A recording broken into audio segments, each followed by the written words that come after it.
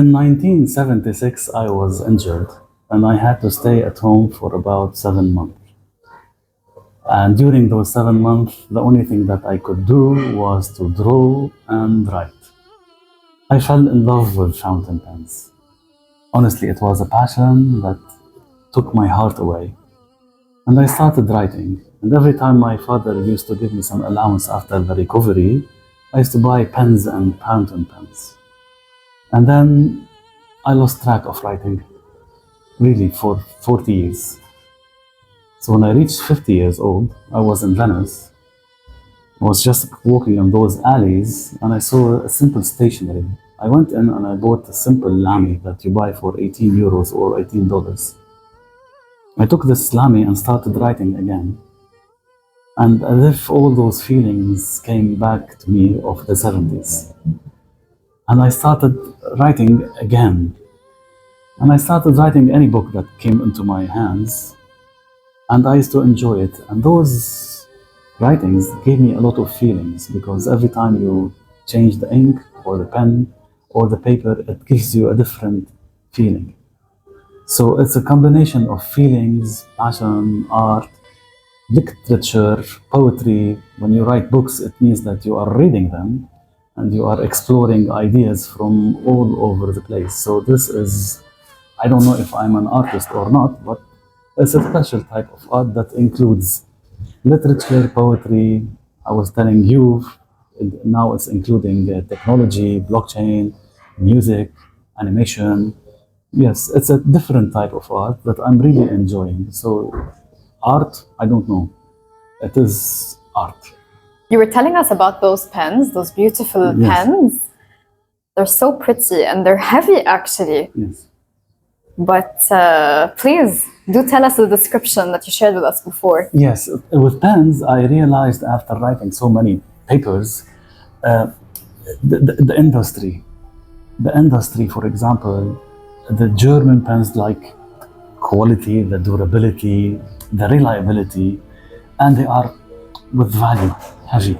They don't have this name like the Italian pens. They don't have this design of the Italian pens, but eventually if I have a big project and I would really to make it something that is valuable and reliable, I'll use the Kaweco, which is not a very luxury pen company, but it is reliable. You can see that it's made of brass. It looks like in the 40s or the 50s. I can use this without worrying at all in case of leakage or anything. And then I was involved with the Japanese pens. This is the Pilot. This is just like a Toyota. It's less heavy, trouble-free. You don't feel it that it is as driving a German car, but it is reliable. You can use it anytime you want. And of course, the Italian pens, which are, the design is so good and so nice, but it will leak, it will bend. You write for it for maybe a few hours and then something has happened, you have to change it. Tell me. So how did your business or your line of work maybe modify or change during COVID? Did anything sort of change anything or open any doors?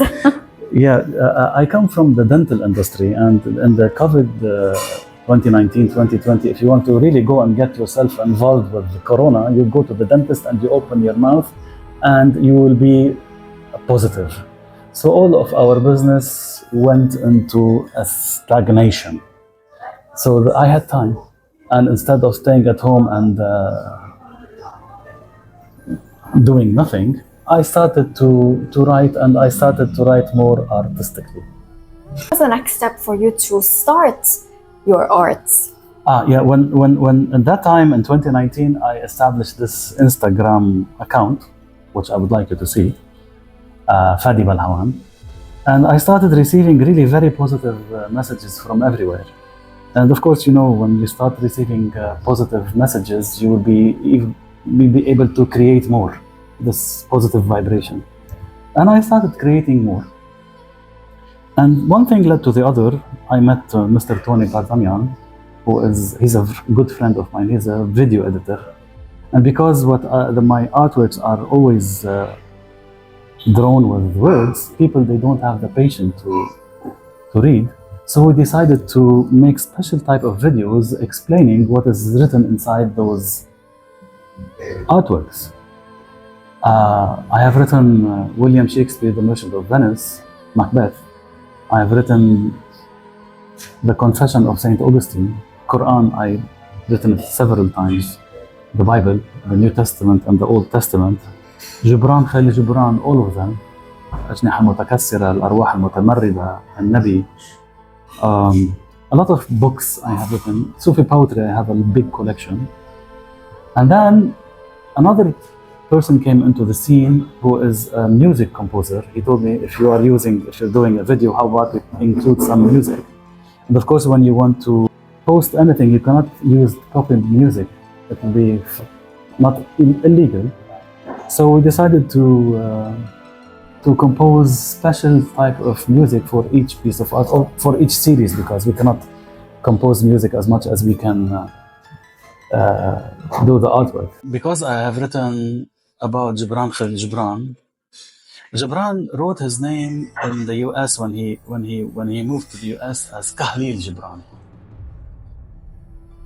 Probably it was a mistake, غلطة مختار, ما بعرف, but it's not written Khalil.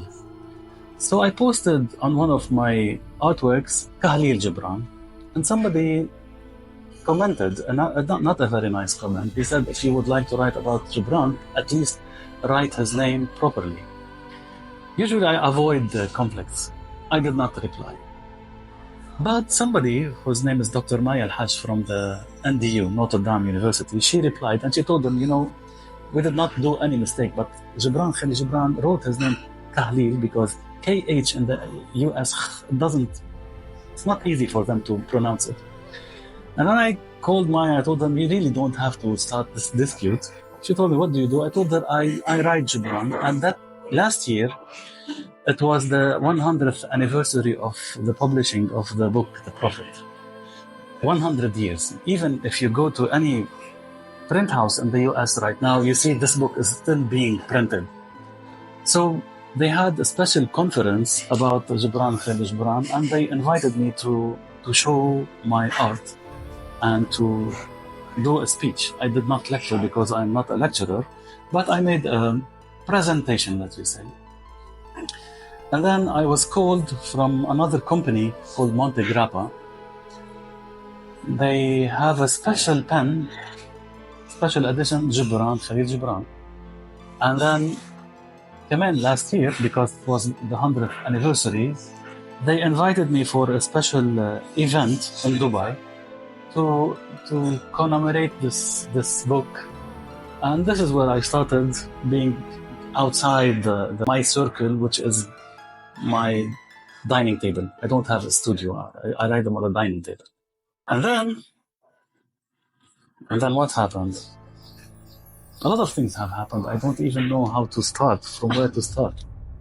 And then I met a friend who is into finance. And he told me, you know what? People are buying art these days because it's a good investment.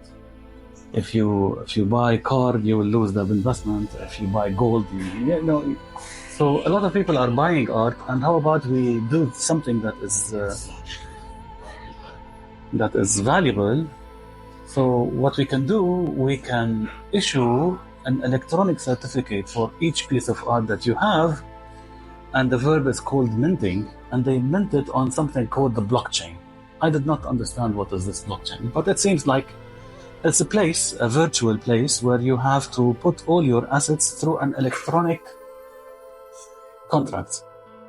I'm not going to talk about the details of those electronic contracts because it's not my field, but what I know is that if you want to buy a piece of art and you want to prove the authenticity or the provenance, instead of putting them in your drawer and you might lose them, you just can mint this on the blockchain. Every time you want to show that you are the authentic owner, you could just put your name and it will show that you are the owner of this artwork.